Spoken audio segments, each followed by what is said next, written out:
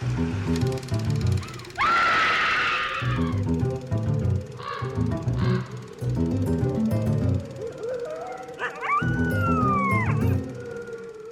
and welcome to Scream Scene, the horror movie podcast where we watch every horror movie ever made in chronological order and then we rank them from best to worst. My name's Sarah. And I'm Ben. Thank you so much for listening to us and thank you for your patience as we come back from our hiatus. Yeah, it's been kind 1 of... week since you looked at me. It's been like a rough summer. Because... So you were sick for a bit in like late June, I think. And then you had heat stroke. Yeah. And then we moved. Yeah. And then we got COVID. Yeah. Like, I think before this summer, we had maybe only missed like 1 week or 2 weeks total in our like 5 years of doing this. And then this summer, things just got all out of control. But yeah, we had COVID and now we're better. Yay. For the record, in case you can hear it, in the background is our dishwasher going. It was too far in to cancel it and too long to wait for it to finish for us to start recording. So now you get to be serenaded by our dishwasher. We have a dishwasher now is the thing, and we didn't before. So this timing out me trying to like humble brag or anything about us having a dishwasher. I just mean that like we aren't used to like timing out the dishwasher with like doing the podcast basically. Yeah. We don't know what we're doing is what we're saying. How are you feeling, Sarah? I am doing all right. We are just over a week from testing, or at least I am, from testing negative after having COVID. And still dealing with some of the brain fog and definitely some of the lung stuff. It doesn't help that Calgary has been inundated with wildfire smoke either from BC and or Montana, depending on the way that the wind blows. But overall, I'm doing all right. How are you? Yeah, much the same. I have been COVID-free since, I want to say like Tuesday. And it's Sunday when we're recording this, so less than a week. I've got a lingering cough, which the smoke is exacerbating. So I'll try my best, to keep my voice going through this episode. But I'm not sick. It's like it doesn't feel like the cough you have when you're sick. It feels like the cough you have when the air sucks. That it does. Mm-hmm. Well, to get our minds off of our lungs, let's talk about skulls. What are we watching today?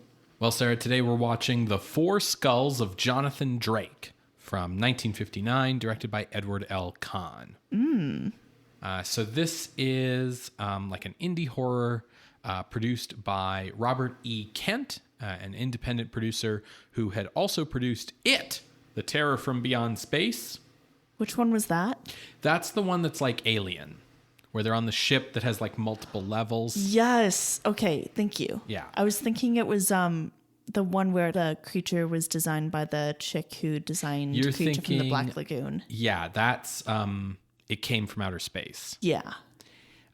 This is It, Terror from Beyond Space. Robert E. Kent also produced Curse of the Faceless Man. Mm-hmm. And those two movies were like a double feature that were both written by Jerome Bixby and both directed by Edward L Cahn. It ranks at number 43 on the list currently, while Curse of the Faceless Man ranks number 225. So one of these is not like the other. Yeah. So Edward L Cahn returns to direct Four Skulls of Jonathan Drake, which he shot back-to-back with a science fiction film called Invisible Invaders. So that the two of those would be packaged as a double feature. The Four Skulls of Jonathan Drake is the A picture. Invisible Invaders is the B picture. Invisible Invaders is fairly noteworthy for the fact that, like, the invaders you see, they're aliens from space. They're invisible, so it's super cheap. It's super cheap. Yeah, exactly. Both films would have their own writers this time around. No Jerome Bixby. So Jonathan Drake was written by a writer named Orville H. Hampton. And Hampton was a prolific screenwriter of B-movies and television episodes. His greatest accomplishment is generally considered to have been the screenplay to the 1964 drama One Potato, Two Potato, an interracial love story that was nominated for an Academy Award. Oh. Yeah. I've never heard of it, so. Yeah, it's I think kind of like been overshadowed by like the later sort of Sidney Poitier kind of like Guess Who's Coming to Dinner sort of movies, because it wasn't like a big studio picture. So the Four Skulls of Jonathan Drake are, from what I can understand, shrunken heads. Oh, that's a misnomer then, because shrunken heads don't have skulls.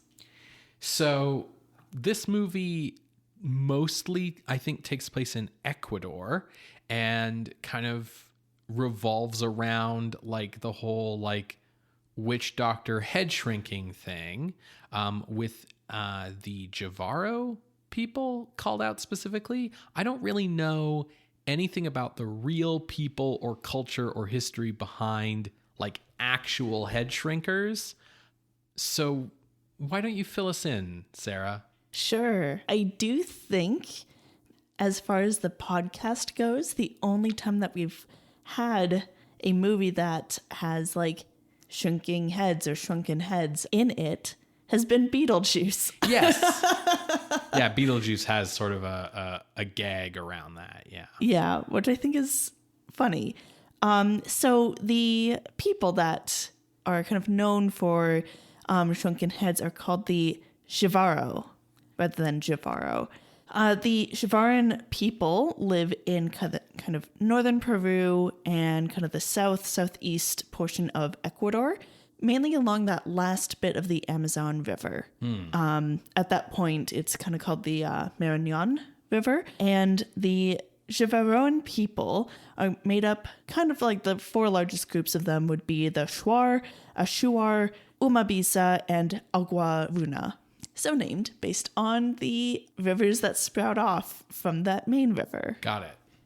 Now, the Javaran people believe that all animate and inanimate objects hold souls. And if you have souls, you have power.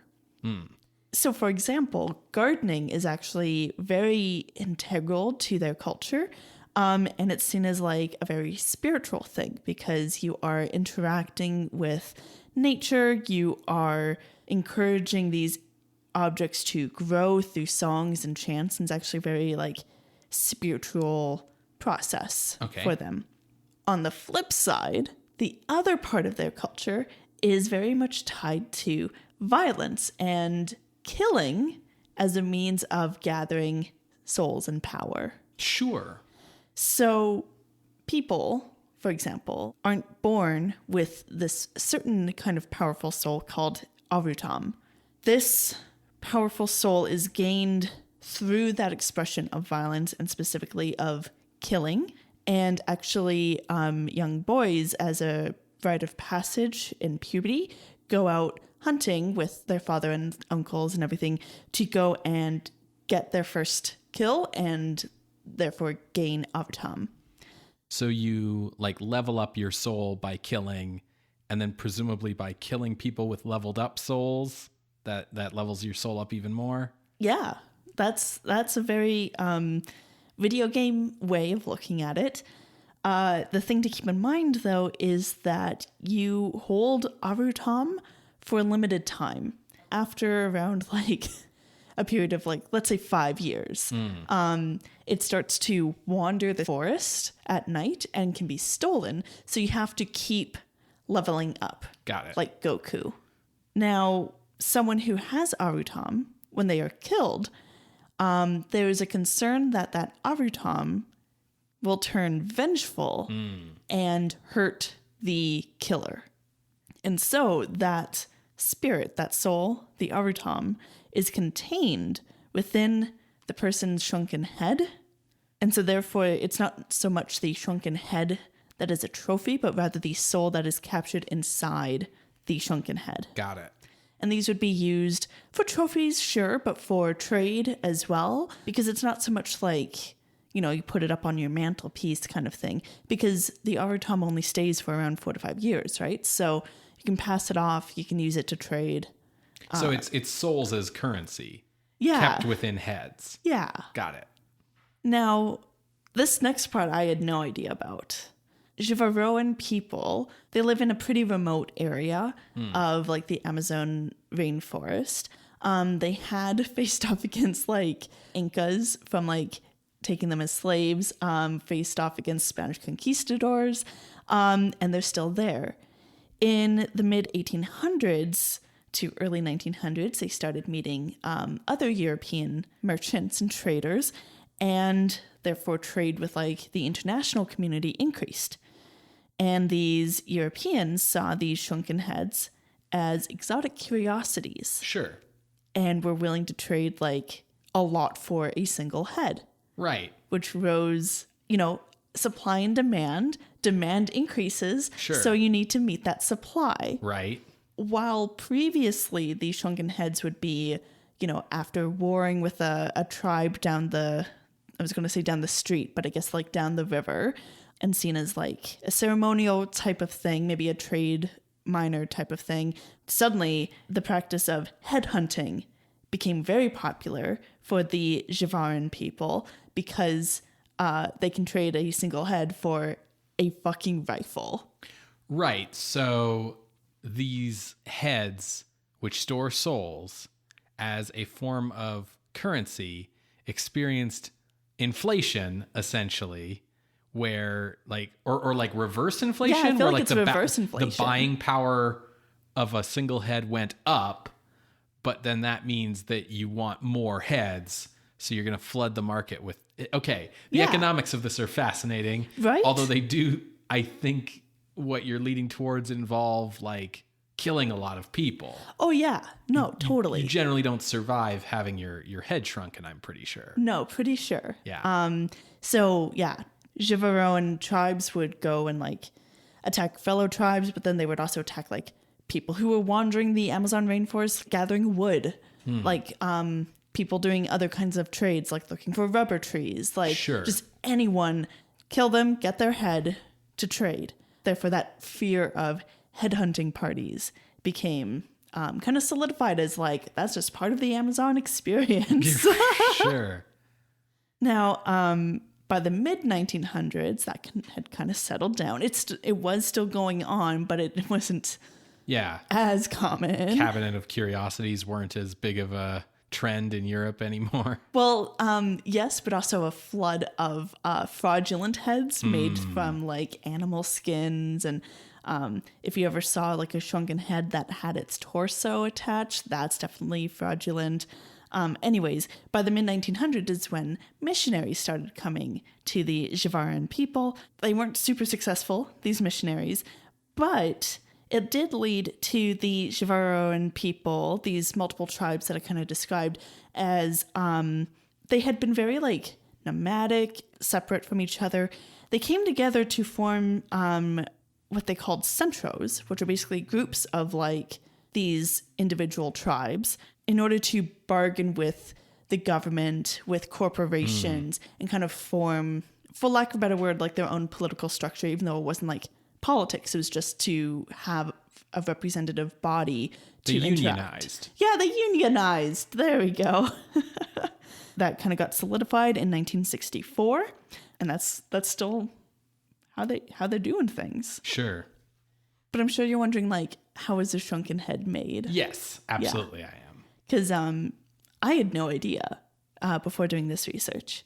So a shrunken head, or as it's called in Jivaroan language, Tsansa, they are made by, you kill a person, they behead that person, and then carefully basically separate the skin from the skull, from like the neck all the way over, including the face, the scalp, the ears, the entire skin surface. Yeah, you're trying to just sort of, take the skull apart. What I sort of imagine is someone like with this beheaded head and then kind of like gripping it by like the hair and just sort of pulling the whole flesh off of the skull like it's a Halloween mask, and you have the skull left behind, and then the like dangling face in the other hand. Yeah, that's actually a good way to think about it. It's a much more delicate process than that, but Yes. that is the end goal. Once you have the flappy skin, you remove the fat that's in there, and then you put some seeds in the nose to help it maintain its shape. You sew the mouth shut, and then you put the skin over a wooden ball so Okay. it can kind of maintain its shape, and then you boil it to kind of preserve it. And the solution it's boiled in is filled with herbs that have a lot of tannins. So think like red wine. Okay. Once it is dried using hot rocks and sand, the process of molding continues to make sure it maintains its shape. And then finally, the skin is rubbed with ash and charcoal, which gives it its kind of like darker toned look. And this is kind of like the key part with the ash and charcoal, because that is what keeps the avenging soul from escaping the head. And that is how it's made. Okay. So the shrinking is sort of part and parcel with like boiling it. It's basically like if you put, I don't know, like a leather jacket in the laundry, it would shrink. Yeah, it's just the process of turning skin into leather, basically. Right. Hence also why there's no skulls in the head. Right. Which I didn't know before doing this research. Yeah, I mean, I suppose to like shrink a skull, you would need, like magic. The title role here of Jonathan Drake is portrayed by Edward Franz Schmidt, who was born in 1902 in Milwaukee, Wisconsin. And he started acting while he was attending the University of Wisconsin, and then performed on stage in Chicago and then New York as Edward Franz. So he dropped the Schmidt part of his name. He appeared on Broadway in the 1930s and 40s before making his motion picture debut in 1948. A prolific character actor, he appeared on film and TV until his death in 1983. He was Dr. Stern in The Thing from Another World, and his final role would be in the Twilight Zone movie in 1983. Okay. The film's villain is played by Charles Henry Powell Daniel, who was born in 1894 in England and worked under the name Henry Daniel. Because, you don't need 2 first names and 2 last names. You just only need the 2. He began acting on the British stage in 1913, making his way to Broadway in 1921, and began appearing in films in 1929, where he was most commonly typecast in villainous roles. Some of his most notable roles include Sir Robert Cecil in The Private Lives of Elizabeth and Essex in 1938, Lord Wolfingham in The Seahawk in 1940, Garbage in The Great Dictator in 1940, Amazing. Brocklehurst in Jane Eyre in 1943, Toddy in The Body Snatcher in 1945, Moriarty in The Woman in Green in 1945, and many, many more before he passed away from heart failure in 1963. So we've seen him on the podcast before, I Yes. believe. He is not a person of color. No, but his character isn't either. Oh, okay. Okay. That being said, there is a Jivaro person in the story. His name is Zutai, and he is, of course, played by a white actor, Paul Wexler of Portland, Oregon, in fact. The whitest place. Wexler was a prolific character actor thanks to his deep voice and tall stature, and his career includes serving as a character model for the animators of 101 Dalmatians. For a dog? No, for one of Okay. the people. Okay, well,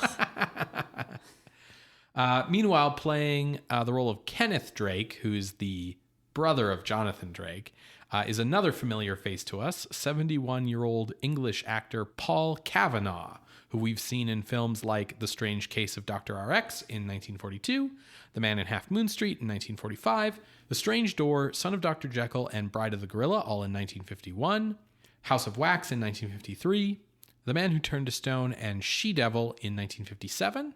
He would pass away of heart failure in 1964. so some veterans of horror. Yeah, or like... Veterans of B movies. Yeah, exactly. Veteran character actors. Makeup and the special props for the film, such as the shrunken heads, were created by former gorilla actor Charles Gemera. So The Four Skulls of Jonathan Drake was released on a double feature with Invisible Invaders by United Artists on May 15th, 1959. Contemporary reviews were lukewarm, while modern reviews are mixed.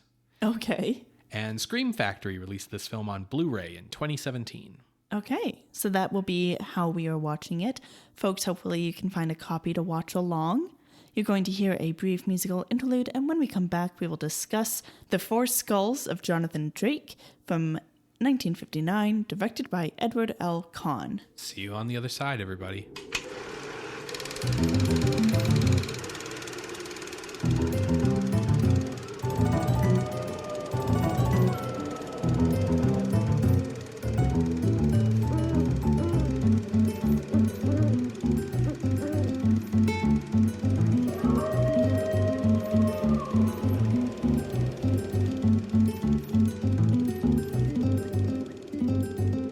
Welcome back to Scream Scene, everybody. We just finished watching The Four Skulls of Jonathan Drake from 1959, directed by Edward L Cahn. Sarah, what'd you think? Neat idea. Poor execution. But, it was all right. It was 1 hour and 10 minutes. Yeah, I think more or less I agree with your assessment. This isn't, good enough to recommend, and it's not bad enough to get worked up about. Yeah, it's not even a scared to death situation of No. finding something to laugh at. Yeah, it's just There. kind of time out of your life. It's sort of one of those movies I feel like where not a lot happens, and yet it takes forever to happen. Well, you had things pegged 15 minutes in. Yeah, and all the characters should have too. But everybody in this movie took stupid pills so that the movie could last for 70 minutes or however long it is. Yeah. Why don't you tell us about the story or what little there is of it?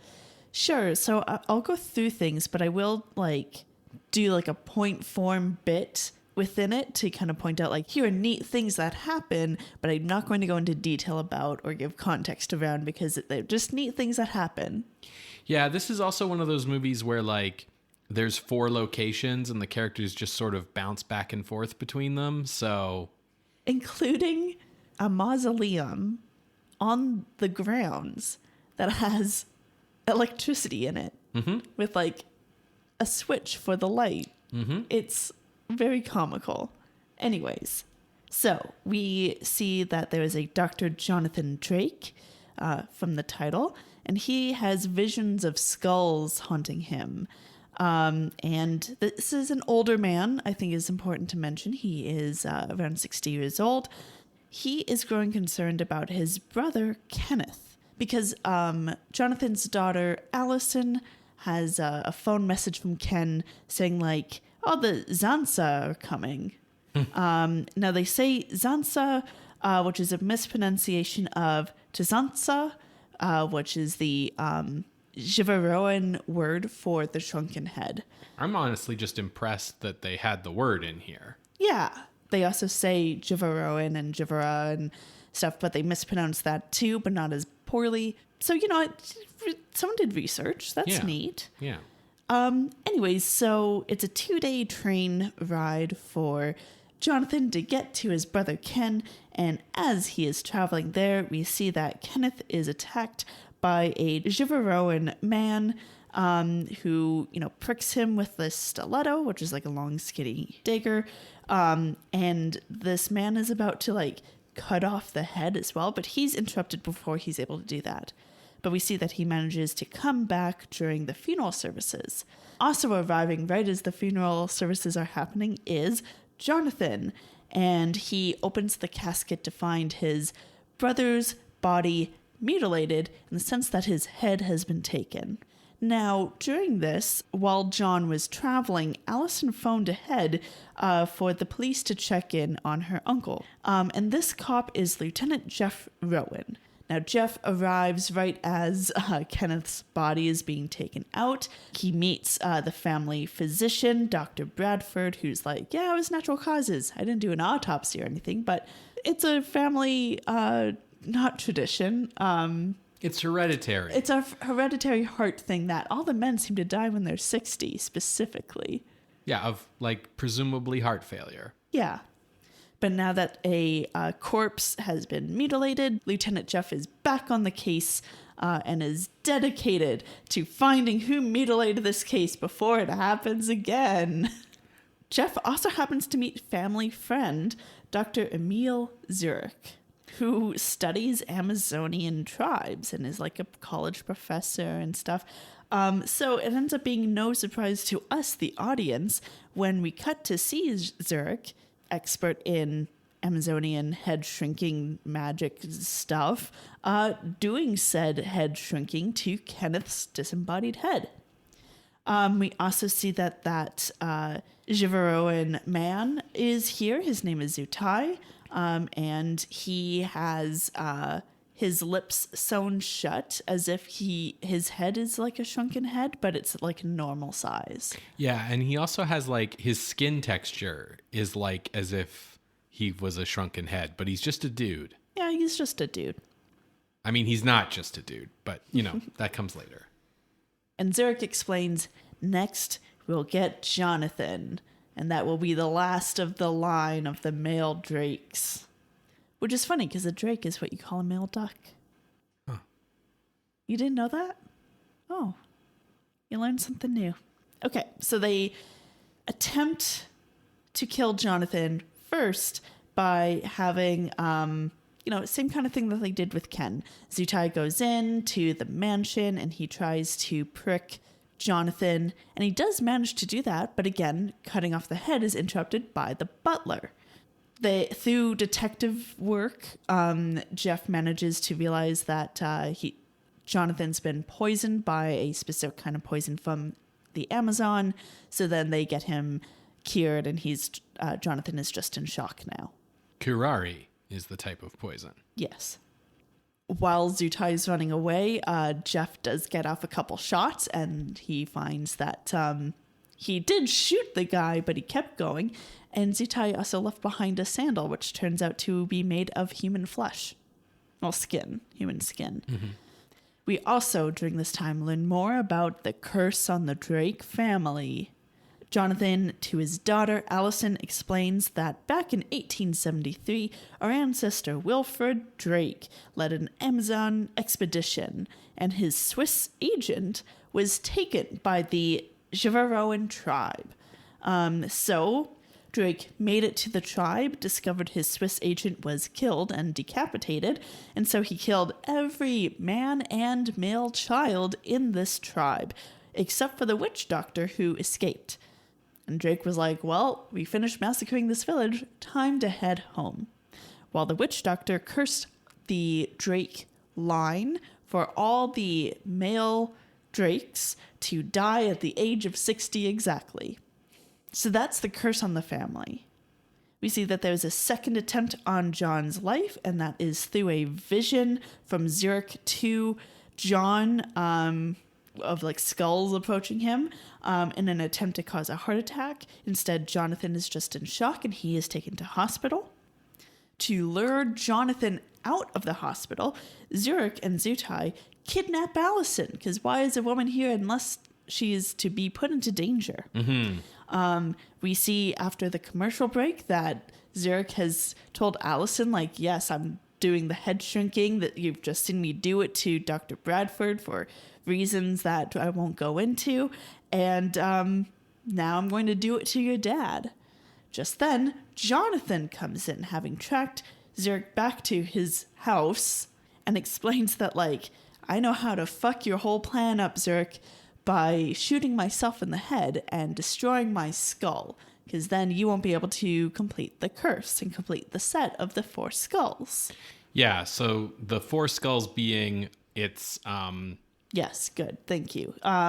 Wilfred Drake, Jonathan's dad, whose name I don't remember, Kenneth, and then Jonathan. Yeah, so basically Zurich's been doing the head shrinking thing and keeping the shrunken heads, but the skulls on their own have been like returned mysteriously to the Drake vault.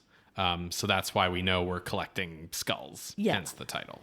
And the thing is if Jonathan knows that destroying one of the skulls, like his own, will destroy the plans, why doesn't he go destroy one of the skulls that are in the vault? Oh, well, because like Zurich explains that the whole reason you need the skull is because like that's what's going to keep the soul in there. Because you need the power of the soul, just like you explained in the context setting. But like as you explained in the context setting, like the soul only is in there for like there's an expiry date on that soul. It's only in there for like 5 years. So like I presume it doesn't matter on the old skulls, but it needs to be there. Like he needs Jonathan's skull because he hasn't done the soul capturing yet. Yeah, but Kenneth was just killed. Sure, like, I suppose. Yeah. Anyways. And there's no like, oh, we need to destroy the shrunken heads to like release a spirit or anything like that. There's nothing like that. But anyway, so Jonathan threatens to shoot himself in the head. He has a little bit of a scuffle with Zutai, and then Lieutenant Jeff shows up to be the hero of this story. He has a scuffle with Zutai, who then falls on an open fire and explodes. Yeah, for reasons that are unclear. Yeah. So then Jeff goes to scuffle with Zurich, and then it's revealed that Emil Zurich, was the Swiss agent on that expedition back in 1873. And he's not like mysteriously alive. It's actually Zurich's head on a Givaroan's body. Mm-hmm. Just like sewed on. Yeah. And also dead. Like yes. They're all dead. Mm-hmm. And the only way to fully destroy them is by pricking them with the poison that they've been pricking the drakes with. And then removing the head from the body. Yeah. So they managed to do that to Zurich after a bit of a chase scene, and then Zurich crumbles into dust. And then that's the end. Well, and then he crumbles into dust except for his skull. Yes, and then there's some voiceover ADR'd in because an executive was concerned because the four skulls wasn't clear, and someone says, the fourth skull. Yes. Even though, like, nobody in the movie establishes that having, like, 4 skulls or something is some kind of, like, prophetic thing that needs to happen. But yeah, they're like, now we have 4 skulls, so that the title is accurate. So something I didn't mention that I thought was neat is they have those 3 skulls in the vault. Lieutenant Jeff has his lab man come in and do fingerprint analysis on them. And they do find fingerprints, and they're like normal fingerprints, except that there's a skull imprinted where the print should be, which is a really neat thing. And it's on all 3 skulls, and they do research about what that means. And I don't know if what they said is accurate about, like...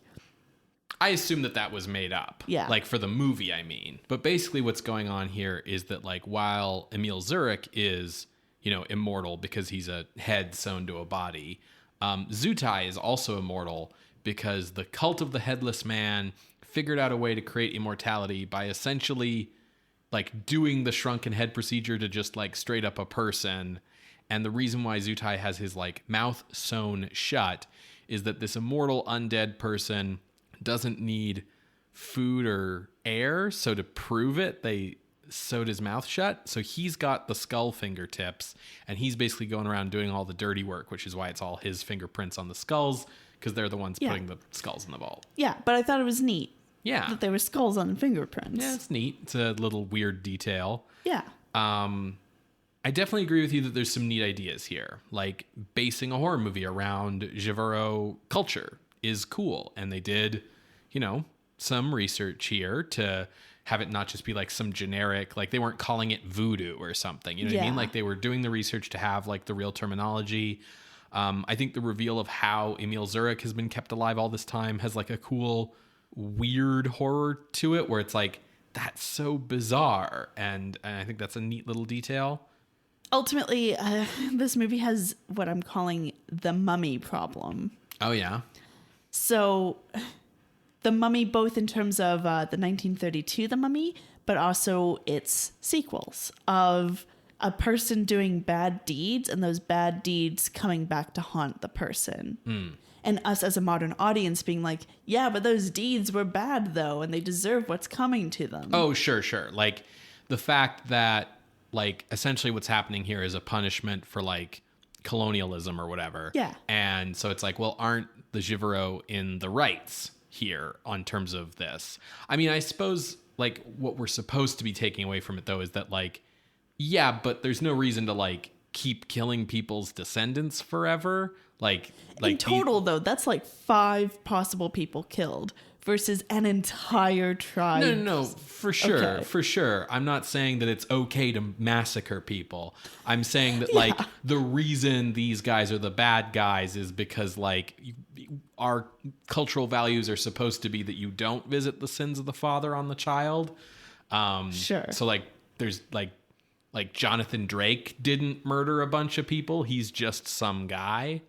Yes. So for full transparency to the listener, we are recording this after Queen Elizabeth has passed away. And since she's passed, there's been a lot of discussion around how responsible Elizabeth should be held for the acts of the British government. Yeah. And like the British Empire, both in terms of colonialism, but also things that happened during her reign and how to grapple with that legacy of hers. And so watching this movie, that's definitely in my mind about like generational wealth, for example, because the Drake family is obviously very rich. Sure. And not that they explicitly gained that wealth because they massacred this village, but they've still done horrible things to that past. Yeah, you're saying that absolutely the sins of the father should be visited on the children because fuck white people, and I'm saying that the position of the movie is that these guys are the bad guys because these characters are innocent and have not done anything wrong that we know of in their own lives. Yeah, and so I'm trying to like discuss what I'm calling the mummy problem of how a movie, because it's like that movie we watched that was like Black Moon, where, you know, it's a horror movie if you're concerned about your black slaves rising up against you. Right? I think it's not as bad as the mummy problem in the sense of in the mummy, like these are the people who disturbed his tomb. Yeah. Right? It's just 10 years later or whatever. I also like it's a smaller part of the story. Like in the mummy, it's like, you know, yes, Imhotep is in the right to not like British people for plundering tombs, but ultimately his plan is to take a woman who doesn't know him and like use mind magic to turn her into a reincarnation of his old girlfriend so that he can like non-consensually marry her. So like that's not really connected to whether white people are culpable for like ancient atrocities. Whereas like this, it's like, no, the Drake family was definitely in the wrong. Although the story is still really confused. Colonel Drake massacred that village as like retribution for the fact that they had kidnapped and killed this Swiss guy on his team. Which, by the way, I think it's hilarious that like, so at one point, like he doesn't go by a different name. No, so the clue that like leads us to find out that Emil Zurich is the Swiss agent is that like Jeff asks the police department to like run a check on Dr. Emil Zurich. And instead of finding that like, oh yeah, he's a professor at this university or whatever, they're like, there's no records of this guy existing at all, except for a Dr. Emil Zurich 120 years ago who died. And I love that means that A, he's not going by a fake name, which you'd think he would. And that B, like he hasn't established any kind of paperwork.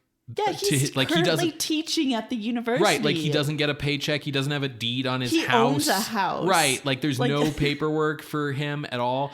Also, that his name isn't a fake name, which means his name really is Emil Zurich, and he's Swiss. And he was friends with the family who have this curse. Right, so like Jonathan Drake knows about the curse, but he didn't know that the death of the Swiss agent who died, who set off all the chain of events, was named Emil Zurich. So like, Zurich's a friend of the family, and they don't know. Anyways.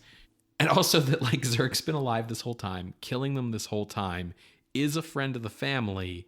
Has he been a friend of the family this whole time? Like, have they not noticed that this guy's been around forever? Anyways, so the thing that's a bit confused here is like Zurich's death led to Drake massacring that village as retribution. Now, that is perhaps a disproportionate response. Perhaps. Perhaps with heavy scare quotes. Yeah. But like, they wronged him, so he got some revenge, right? That's the initial set of events. And then to get revenge on Drake for the wrong he visited on them, they're cursing his family. But like the instrument of the curse is Zurich, the dude who was killed. And so it's like, it's really weird because like Sarah, you're making this very cogent argument about like, yeah, but the Drakes are in the wrong, so don't they deserve this horrible fate? Like, isn't Zurich right, actually?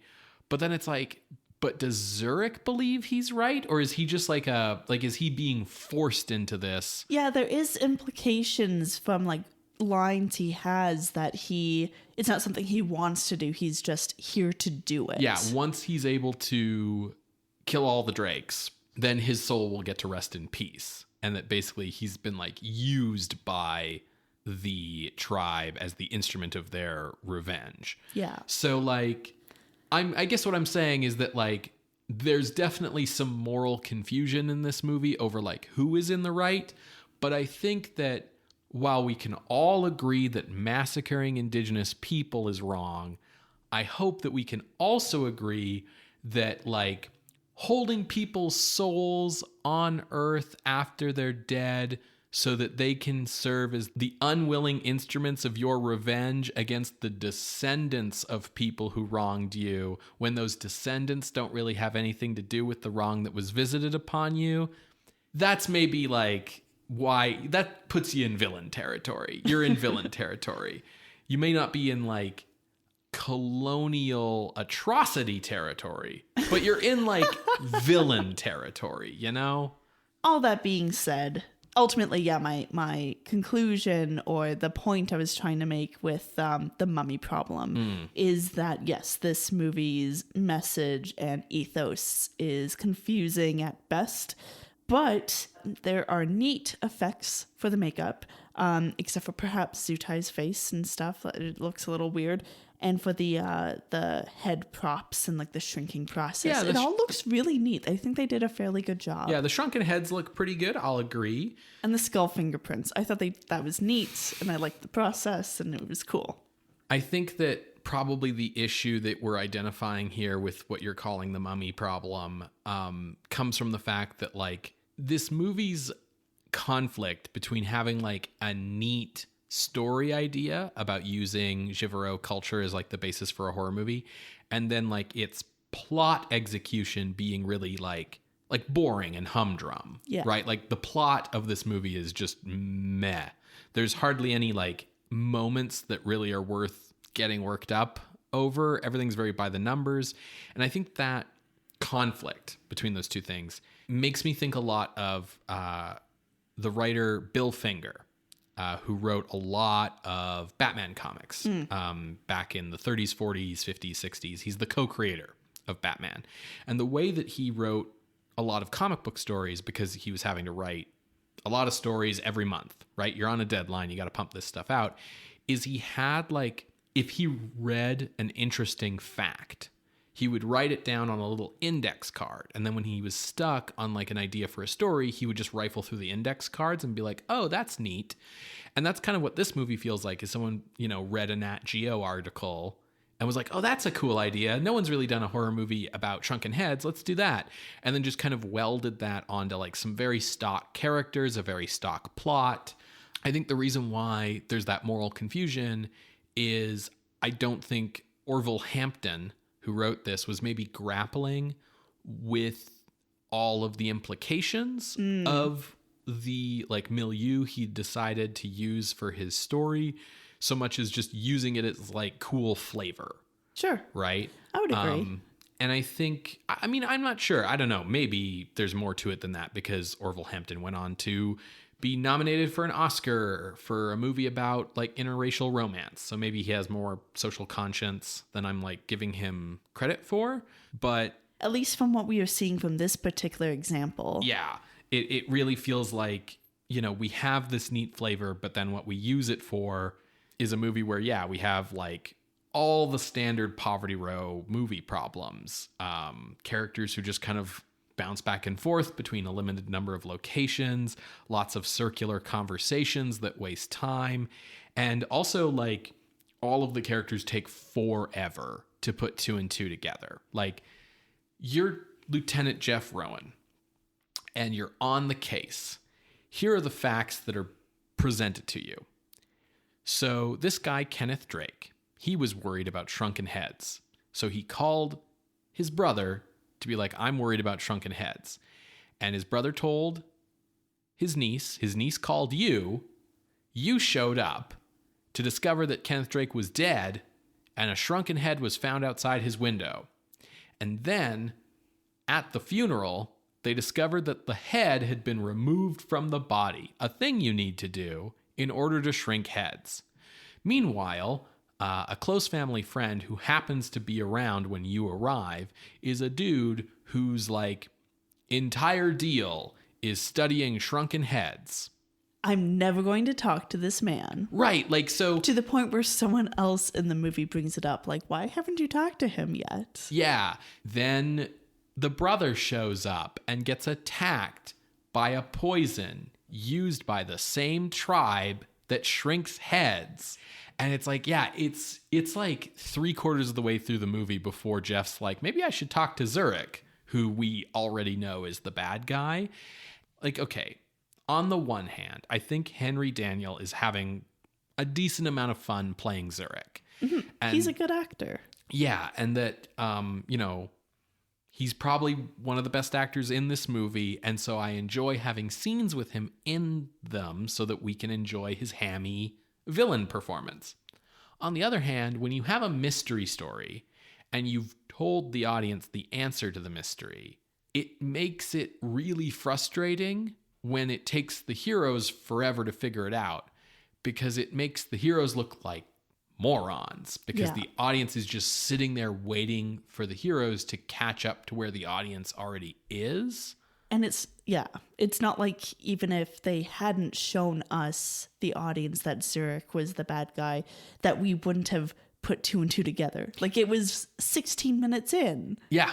And it's like, okay, cool. I know exactly what's happening. Yeah. I figured out that Zurich was I didn't know that he was the Swiss agent, but I figured he was like a descendant or related or something, because his last name is Zurich, you see. Yeah. Which is a city in Switzerland. Yeah. And it's like, how much faster would the characters in Dracula have like figured out that the Count was perhaps at the source of their troubles if his name was like Jack Vampire? I mean, in a way, it sort of is, isn't it? Speaking of the performances, I'll say that aside from Henry Daniell, I thought Edward Franz gave a pretty decent performance as Jonathan. Yeah. He at least is able to act as if he, the character, believes the story that he's in, you know? And it is neat to see these older actors. Yeah, it definitely was. All of these movies of teenagers. It was definitely a reminder to me of like, oh yeah, there used to be a time when old people were like the main characters in movies, which we just don't have anymore today. Right? Yeah, it seems. Everyone else in the cast, I think, ranges basically from meh to bad. Valerie French, who plays Allison, is outright bad. I don't know about outright bad, but her accent is very distracting. She was born in London, raised in Spain, did university in England, then started her film career in Italy, and then came to Hollywood. So her accent's from all over the place. I just feel like she's struggling throughout the movie to make it seem like her character has more than two brain cells. Yeah. To rub together. Well, she doesn't have very intelligent lines. No. And so it's like, I'm sitting here being like, is Valerie French a bad actress? Or is she such a good actress that she looked at how poorly written her character was and was like, the only way to make this work is if I play her like she's a moron? Like, No, I think the script is just bad because everyone turns out to be a moron. yeah, for sure. Well, let's move on to ranking. So I did want to share, before we rank this movie, the tagline for this movie from the poster. Oh. Because I'm using it as my primary piece of evidence to say that this is a horror movie. Because it was marketed as such. The tagline for this movie was written, produced, and directed to scare the daylights out of you, which I don't think this movie gets anywhere close to doing. No, that's false advertising. So I will just point out before we dive fully into ranking that movies like The Mummy, The Mummy's Tomb, even Son of Frankenstein all better handled the idea of a descendant grappling with the legacy of their ancestors. Agreed. So I was looking pretty dang low. I am also looking pretty dang low. Okay. So How low can you go? my eyes went straight to Black Moon at 210 because, like I said, a similar idea of like, oh no, like where's the horror coming from?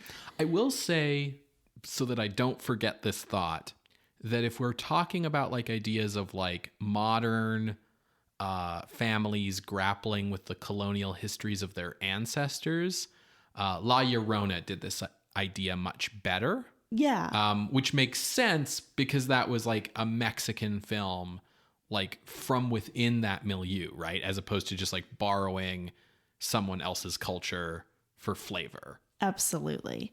Now, I felt that Black Moon was a better put together movie than this one. Yeah. Because at least Black Moon didn't feel boring. Black Moon only has like one location, but that's sort of the point. Like the thing that they're trying to do in Black Moon is make you feel the like ever tightening noose of the Slave revolt. Right. Yeah, essentially. But if you do want to hear more about Black Moon, that's episode 46. So a long time ago. So I started looking down from Black Moon and I stopped. So my floor is 230. Okay. The 1913 Dr. Jekyll and Mr. Hyde, because the reason I chose there is because right above that is The Monster Walks, which is a pretty terrible movie, and I just felt like, well, the Four Skulls of Jonathan Drake, I will give it at least that it manages to be a full-length film, so it can go above the shorts.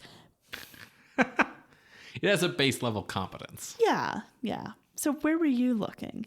Basically in the same area, Sarah. Oh. I looked for Curse of the Faceless Man, which is another Edward L Cahn movie that disappointed us. I liked this better than Curse of the Faceless Man. Curse of the Faceless Man, if you don't remember it, is the one where it's the guy who died in the like eruption of Vesuvius who comes back as like a plaster monster and like doesn't move if you're looking at him, essentially, and then like ends the movie by like walking into the sea, and there's like a narrator who explains everything to you as you're watching it. Yeah. I feel like this was better than that because like I think that this at least has some interesting ideas and makes some sense if you're not thinking about it too hard, and you can just like sit and enjoy it and it's not so bonkers. On the other hand, while it is not bonkers enough to be as bad as Curse of the Faceless Man, it was also not bonkers enough to be as good as Scared to Death, which you actually brought up earlier in the discussion of like, that movie's fun to watch. This movie really isn't. This movie's just kind of a big bag of nothing for me. And so I made my ceiling Scared to Death and my floor Curse of the Faceless Man. So 222 to 225. So very much in the same area here. Better than Monster Walks, worse than Black Moon. And I was kind of thinking right below Scared to Death is Frankenstein's Daughter, which is a movie where we have a female monster played by a male stuntman because no one bothered to tell the makeup guy that the monster was a lady. Yeah, it's a bit more incompetently made. Whereas like Four Skulls of Jonathan Drake, clearly someone told the makeup man that Zutai isn't white, so he, did some makeup on the white guy playing. Like, you know what I mean? Like, Yeah. So I'm kind of feeling below Scared to Death, above Frankenstein's Monster. Yeah, I think that's as good a place as any. Awesome. So entering the list at the new number 223 is The Four Skulls of Jonathan Drake from 1959, directed by Edward L Cahn. Oh, we should have done 224 because then it's 4 and then 4 skulls. No, this is fine. The position will change soon enough. If you would like to see this list, you can go to our website, screamscenepodcast.com. There you can find links to the many episodes that we have mentioned today, as well as our appeals box. If you would like to contest this or any other ranking, you can drop us a line through our Ask Box on Tumblr. You can reach out over email at screamscenepodcast@gmail.com or over Twitter @_screamscene. Scream Scene updates every Wednesday on Apple Podcasts, Google Podcasts, SoundCloud, and Spotify. You can subscribe to the show using our RSS feed, and you can help the show out by leaving us a rating or a review. Tell your friends about us, whether that's online or in person. Word of mouth is the best way for us to grow our audience. And if you want to help us out financially, you can do that by heading on over to patreon.com/screamscenepodcast, where you can sign up to be a patron of the night for as little as $1 a month. Your contributions help go to paying like our hosting fees, and also just, help us out with taking the time out of our busy schedules to do these episodes, which hopefully will now be back on a regular schedule after a very disruptive summer. Patrons at the $5 and $10 level get access to regular bonus content, and all patrons get to vote on our monthly horror-adjacent bonus episodes, which for September is going to be London After Midnight, the famous Lost film starring Lon Chaney. And you may say, Ben, how are you reviewing a Lost film? And I say, this is why it's a bonus episode. So if you want to be part of those polls, head on over to patreon.com/screamscenepodcast. So, Ben, what are we watching next week? Well, Sarah, we're going on a trip to Japan for a while. Oh. We got some Japanese films lined up all in a row. Next week's film is going to be Kaiden Kagami Gafuchi, which I say because we've already done Kaiden Kasane Gafuchi. Okay. So that was Ghosts of Kasane Swamp. This is Ghosts of Kagami Pond. And this is directed by Masaki Mori, who directed the 1956 version of Yatsuya Kaiden. Okay. So that's going to be the first in a number of Japanese horror films we're going to be watching in a row. All right. Well, we will see you then, creatures of the night. Bye. Bye.